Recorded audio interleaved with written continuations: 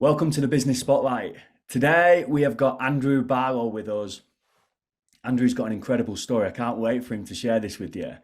So, Andrew co-founded a company, his first ever business, and over a few years grew the business in a major way, all the way up to a valuation of 100 million. They had 100 staff at the time before Andrew put a management team in place and then move on to his next venture. And that's what Andrew's doing right now. He's had some big news in these last few weeks as his new company, ChatLoop, has had an incredible breakthrough that I'll let Andrew share the story with you about. So, Andrew, it is great to have you with us. Thank you so much for taking the time out to do it. Thanks for having me on. Really appreciate it. Yeah, it's our pleasure. So let's get straight down to business, Andrew, because I'm sure people are going to be pretty intrigued into this story, finding out how you grew your company, what worked, what didn't, and what this big breakthrough was that you've had with ChatLoop in the not too distant past. So tell us about the history of your company.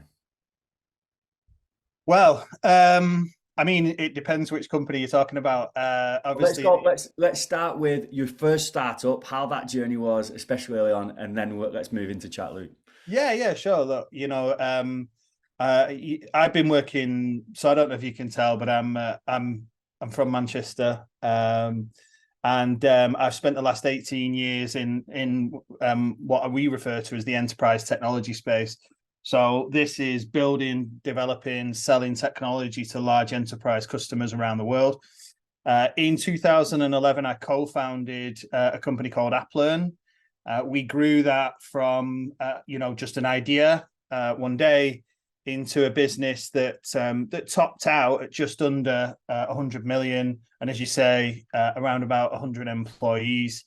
I left that business in 2020, just at the very end of 2020, and I co-founded. And then I founded ChatLoop in 2021. I had this crossroads moment where I was trying to decide what I wanted to do with my career, and I had the luxury of actually being able to choose what I wanted to do next.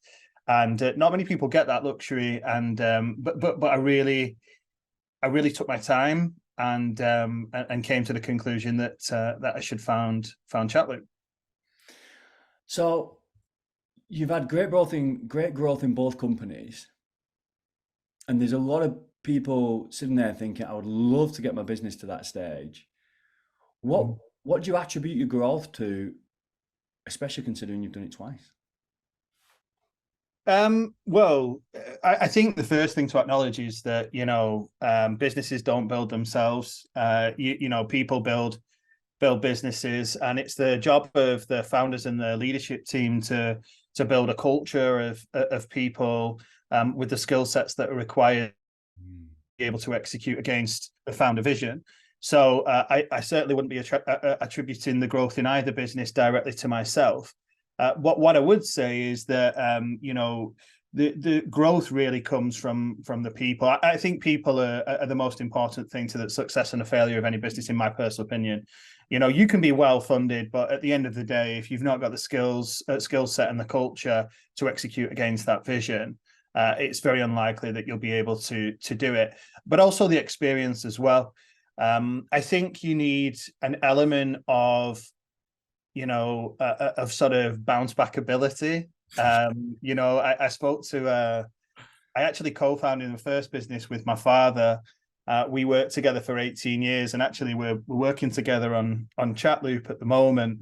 And, from a bounce back ability perspective, I think he is probably well up there with, with the people that I aspire to have that type of bounce back ability with. And the reason why I say that, right, is because you think about it. First of all, you're trying to grow a software business in Manchester. That's not easy. It's easier now, but go back to 2011, it wasn't. And then I would say, also, when we founded ChatLoop, it was in 2011, but we've been working together for 5 years prior. And we all know about what happened in 2009, and the economic crash. We've had, pandemics, world wars, cost of living crisis. all of those things. And I know, look, we're not the only ones that have to deal with that. Everybody has to deal with that. I'm just trying to put into perspective for you that trying to build businesses over the last 15 years has been a challenge for everybody. Mm-hmm. So I think the growth really, it has to be attributed to, first and foremost, people. And second of all, the hard work and the determination that the team put into to help us get there. And actually, what it sounded like you were saying there is that the challenges that you went through in the first business in, 2009, when we had the recession, has probably helped you in this second round of challenges that we've got a decade and a half later. Without a doubt. I mean, if you speak to any serious investor, any type of institutional investor, they look at the experience of the founder and the founding team, and they want to know, has this person felt the pain of some of these problems before, or have they not? Mm. Now, that doesn't mean that you won't get funding if you haven't experienced them before, but what it does do is introduce risk. With us, with what I learned at Applearn and now on the journey with ChatLoop, I know all of the mistakes not to make. That doesn't mean that I won't make any. Of course I will. We learn every single day, but I won't be making the same mistakes that I'd made previously. And from a capital and an operational efficiency perspective, that's good, because it means that you're not going to burn dollars, going down rabbit holes, when the reality is that, there's no prize at the end of that. So yeah, without a doubt, leveraging that experience from the first code definitely is helping with the second. Yeah, I can see that for sure. So if you mentioned there, a couple of challenges and the struggles that come on such a big journey, a fast journey and a long journey. If you had to start again from day one, from square one, what would you do differently?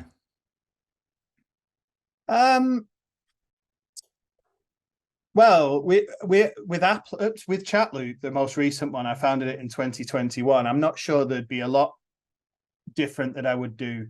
But if I was going to go back to myself, I was 25 when we co-founded Applearn, right?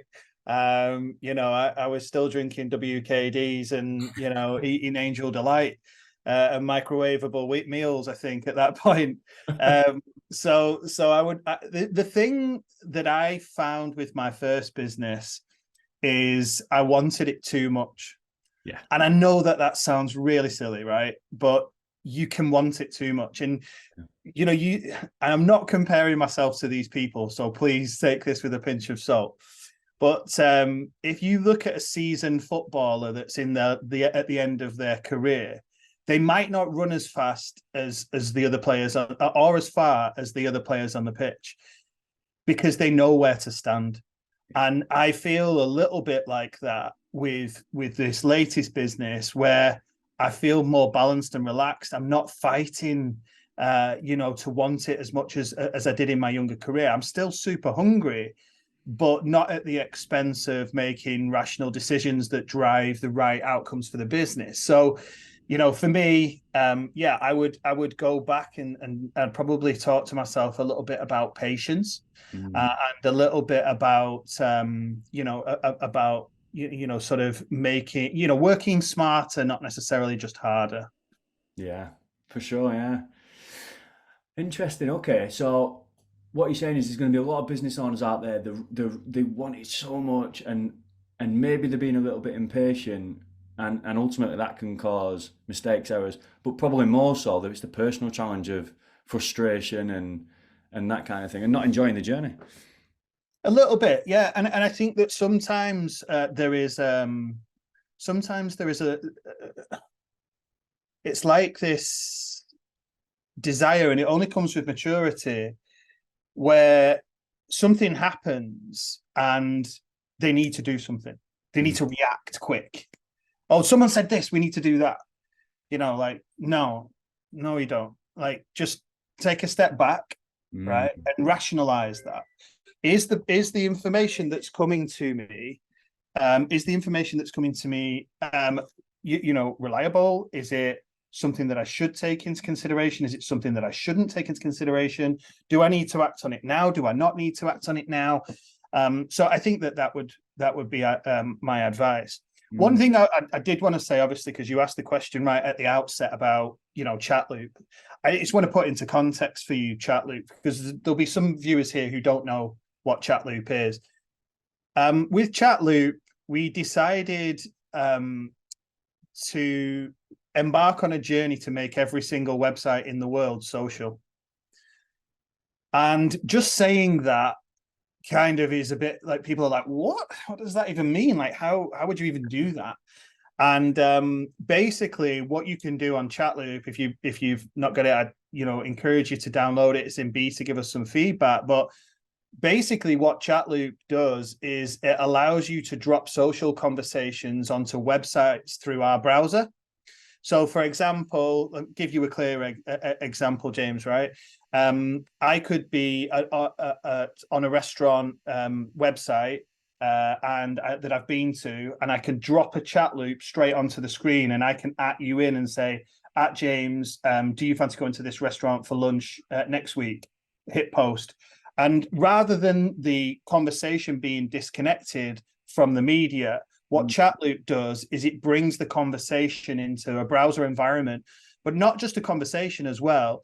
It also brings in user-generated video content.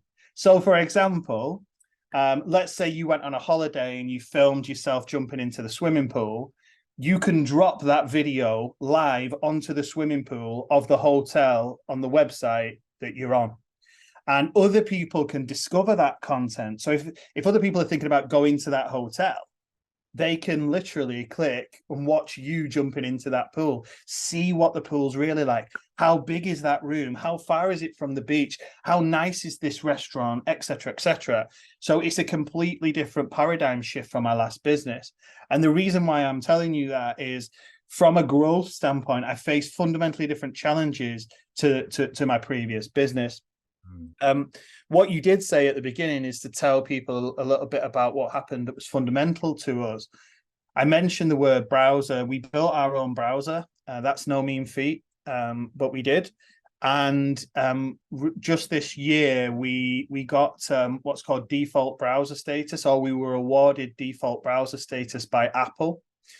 And that means that you can now set ChatLoop as your default browser on 4.2 billion Apple devices globally. It means that we're one of 10 businesses in the world that have got it. The other 9 businesses are Google, Microsoft, Opera, DuckDuckGo, Firefox, Brave. We look like we've crashed a wedding, right? Like, people are going, right, yeah, I know all of them, but who's this ChatLoop company from Manchester? Why on earth are they in that mix? So that was a great achievement. Very proud of that, and it really has put us on the world stage. That is incredible, and I think it's a great way for us to wrap up the session.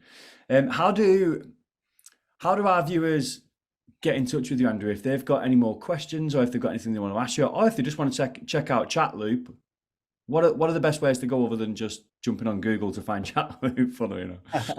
Well, if you're watching this and you're in the Manchester community, you'll almost certainly see me at various different events. But I would say the best way to get into contact with ChatLoop and is connect with us on LinkedIn. We're very prevalent on the LinkedIn platform, and also, yeah, I would encourage people, look, if you can download ChatLoop. That would be great. You can test it. You can give us some feedback. There's a feedback option inside the app. We also have something called the Customer Experience Experience Partnership, CXP. And basically that means that people can sign up and become a consumer experience professional directly with us, which means that they can actually test the app, get early access to new features, and they'll also get access to other materials and benefits as well as part of that. So, yeah, reach out to us on LinkedIn and through the website. Brilliant. Well, you heard it here first, guys. Make sure you go do that. It sounds incredible. And Andrew, thank you so much for taking the time to share your learnings about running a business with our viewers. You're welcome.